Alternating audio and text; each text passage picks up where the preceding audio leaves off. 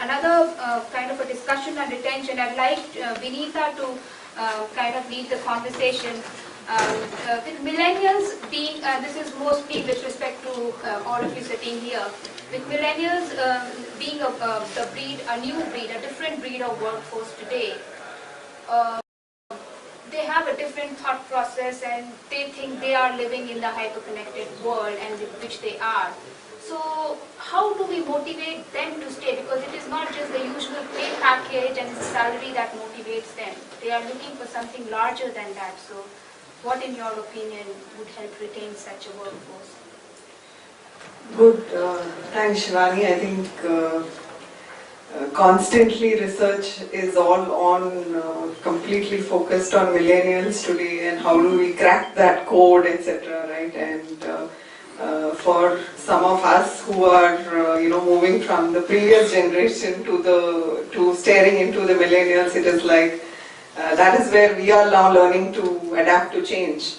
So change management is more for us on the other side than for expecting millennials to say, okay, you will have to learn, adapt, whatever. So interestingly, I was just sharing in the morning about this with some of the panelists. There was this classic interview discussion where there's a senior person who was interviewing a young girl, and she is constantly texting on her phone and just nodding, and she is on various things. And so he says, okay, so do you understand Excel? Do you understand Word? And she said, no, I don't. So he says, okay, so the job involves you to do a lot of research work for me. Don't worry, I'll ask Siri about it. Okay, so today we have Google Assistant, Siri. We don't really think we need all those, various skills at one time we thought was very critical. And then he says, okay, so we start at 8 in the morning and we need stretch hours and all of that. So she says, Starbucks doesn't open till 10 and I don't get my latte till 10:15, so I think 10:45, if it works for you, it works for me. And so he's like, but isn't there any time discipline? This isn't fair. So he says, she just gets up and says, that's very rude of you. I'm feeling already unsafe in this environment. Is there an HR director I can talk to?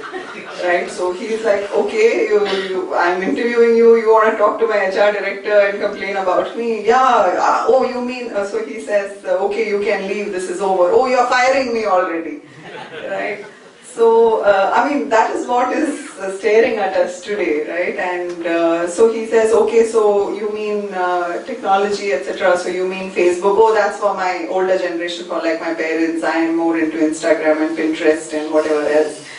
So, even as we talk about that, that's becoming obsolete, right? So, one is about bringing that balance between the beauty that lies in the earlier generations as well. I think every generation brought its own set of values and nuances, and what's the art of carrying it, passing it down further, even in organizations as we are building culture.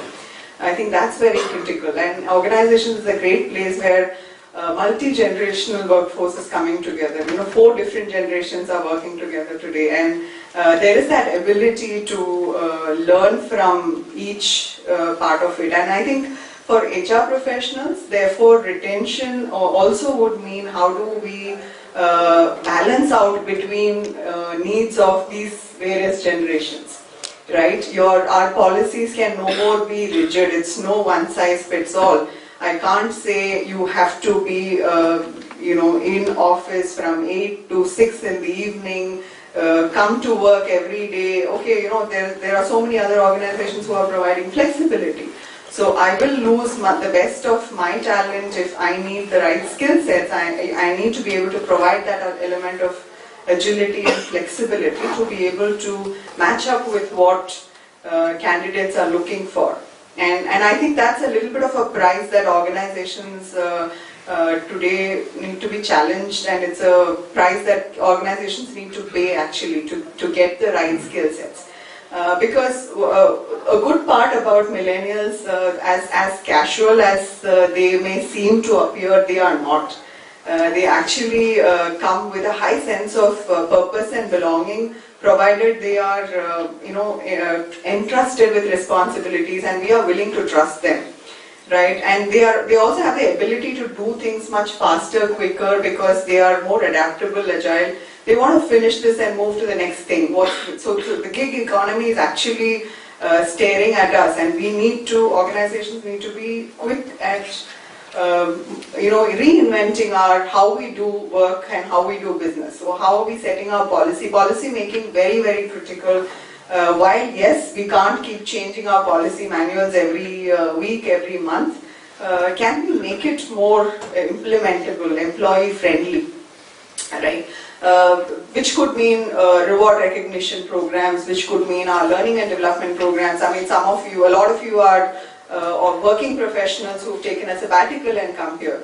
There are still organizations today who don't have a sabbatical policy, right? And I'm sure all of you appreciate those of you who are working and who are here appreciate what your organizations are doing, because these things didn't exist maybe many years ago.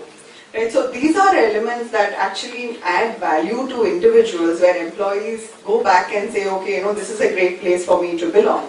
It's a lot more than that paycheck that I get at the end of the month. And yes, that matters. Good talent comes with a certain price tag. I think most companies do their yearly benchmarking exercises, salary surveys, and we try to be, at a certain percentile. Having said that, I think ability for the organization, and when I say organization, HR plays an integral role, but it's not just HR. Largely everybody owns that piece of culture in terms of providing people experience. So from the time a person walks into our campus, maybe for interviewing or at the time of joining, the entire experience of interacting with people in the organization. It may be with my guard who is sitting at the reception asking the individual to wait for an interview, to my receptionist, to the interviewer who is having a conversation.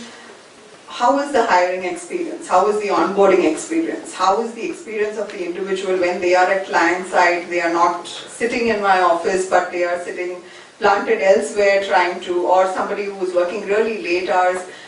What's the overall experience that they have about working with the organization?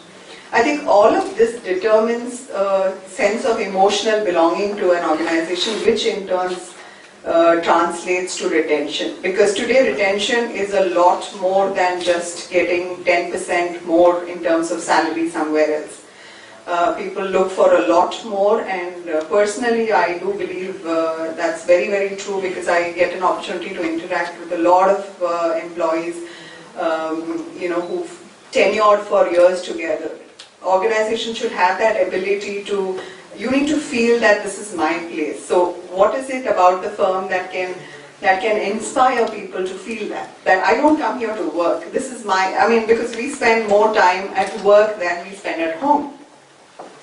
So the challenge to HR and also to leaders, right? Leaders would mean starting at engagement or a supervisor or a performance manager to the top leadership, is to say, how do we influence that set of people who we do to make them believe that this is their organization, as if you are running your own company.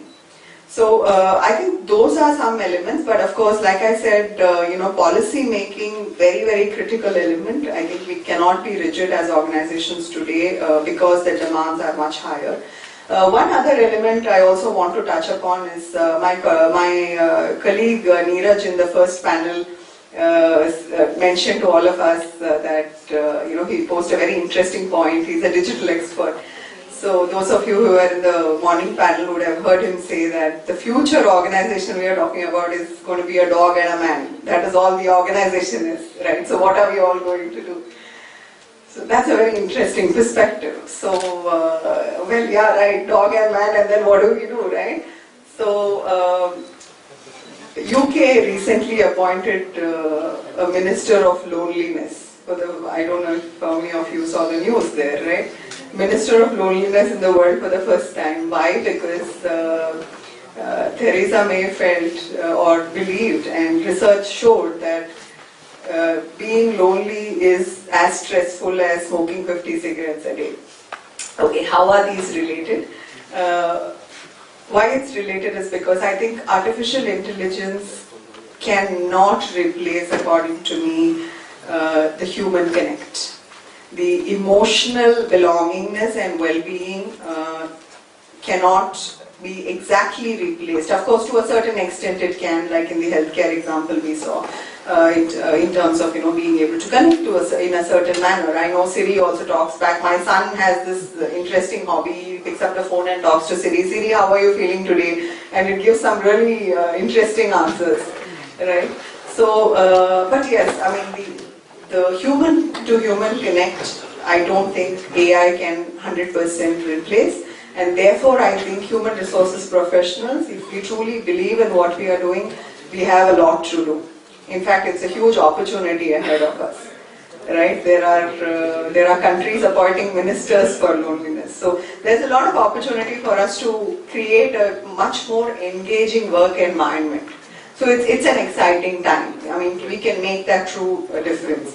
And one last point I'd like to make for all of us, again, whether you're working currently or not, is each of us in our roles have the ability to influence. Okay, so again, that impacts culture, that impacts retention, that impacts our own well-being in the organization. We should not undermine the power of influence. Fearlessly, there is a certain element of belief that we have that when I get into an organization, oh, this is not the way, I don't think this is right, something needs to be changed. This is a very traditional way of working, I think it has to work differently. Sit back and observe what's happening, but within, and there may be a set of people who will say, hey, you're too new, I don't think you should come and change this, but if you truly believe in that, right, I mean, you have the ability to influence it in the long run. So you start believing in it, you start, particularly behavioral patterns. Once you start believing in it, you truly know and understand why it is you are convinced in it. Then you have a set of people whom you influence. And thereby, that as a group can influence the wider organization and culture. So these three things I would like to leave with. Thank you, Shivani. Thank you, Vanitha. That was very